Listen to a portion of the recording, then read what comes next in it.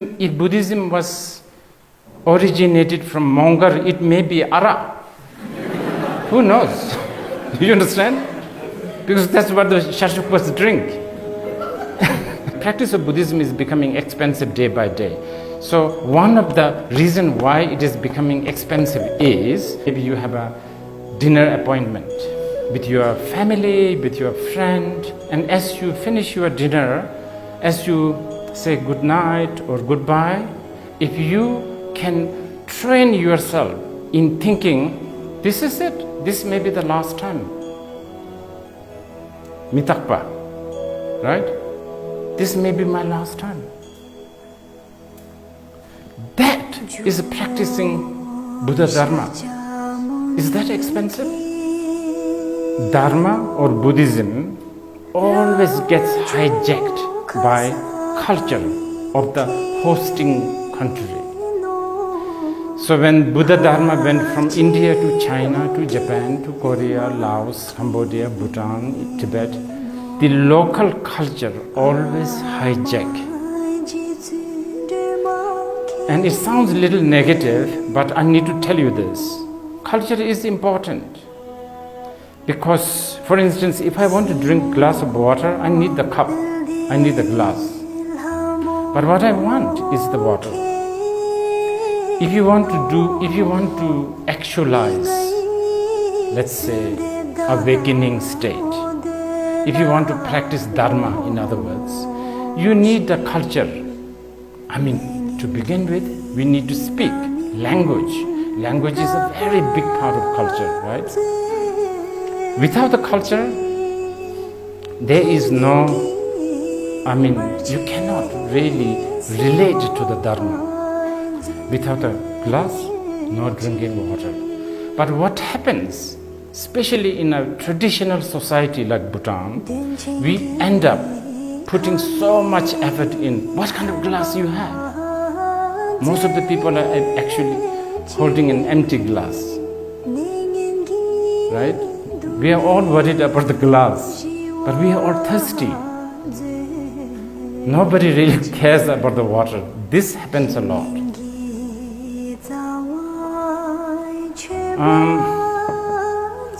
So your question seems to indicate that practice of Buddhism is becoming expensive day by day. I guess you are talking about things like torma, pujas, rituals. I don't know, like all the paraphernalia that we think is what we call practicing Buddhism. Here I will tell you what really Buddha intended. Buddhism fundamentally only cares for the truth. Denpa, we call it, truth. Four Noble Truth, etc., etc., two truth, this truth, that truth, so Four Noble Truth. Or there are three characters, we call it three truths. That is actually probably that is the fundamental Buddhist truth. Now this is something you can actually easily practice. Here I will demonstrate. When we go today, maybe not here, but tonight maybe you have a dinner appointment with your family, with your friend, and as you finish your dinner, as you say good night or goodbye, if you can train yourself in thinking, this is it, this may be the last time. Mitakpa, right? This may be my last time. That is practicing Buddha Dharma. Is that expensive? I don't think so. You don't have to buy this. You just have to think about it. You have to get used to that, right? And not just the death, by the way. We are not talking, Buddhism, many people think that Buddhism is so pessimistic, always talking about death, etc. No. It can be something very exciting also. Who knows? Do you have Ferrari? Do you? Well, thanks to impermanence, maybe you will end up having one tomorrow. We never know. So this is also a good thing. Let's say you are really depressed, nothing is working for you today, you are so down, But you can always encourage yourself. Tomorrow is another day. This is not expensive to think. This is actually probably the cheapest to practice. Why? The question is asked like this. Because, as I said, remember, we end up adding culture, tradition, culture. So, here you are saying the practice of Buddhism is becoming expensive day by day. So, one of the reasons why it is becoming expensive is because you need a shrine. And in front of the shrine, there's the offering bowls. Offering bowls. Right? And then you need to do mandala offering. Right? All that. Now let's go one by one.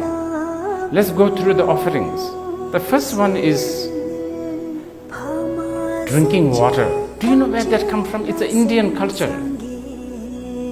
If Buddhism was originated from Mongol, it may be Arab. Who knows? You understand? Because that's what the Shashupas drink. If the second water is shabsil, which is washing feet water. Do we wash feet? I don't think so. I mean, do we? And we don't. I mean, of course, nowadays you take shower and all of that, but you don't. When you invite a guest, do you go and wash their feet? I don't think so. That's a very Indian thing to do. So we have a lot of that. And in the mandala, have you ever performed mandala? Langbo Rinpoche, Dacho Rinpoche, Magpo Rinpoche, Ter Chimboy, Bumba, Geba, Tingwa, Luma, Karma? What are you going to do with the elephant? You know, Langbo Rinpoche, and then the Dacho Rinpoche, those horse, those... If you give me elephant, I will suffer. Because I don't know where to put this elephant. It's a very expensive maintenance. Elephant, for goodness sake. Where do you put this? And it might die in Thimphu during the winter. All that. So there are so many cultural stuff that, of course, I'm not here to denounce the culture. Of course, we Bhutanese, sometimes we are so ridiculously obsessed with culture. So I'm not saying you should not. You, by all means, you can. But what I want you to think about is, water is water, glass is glass. What do you want to do? Drink water or drink glass? If you want to drink water, then it doesn't matter. Even this will do. Right? Just this will do. Drink like that.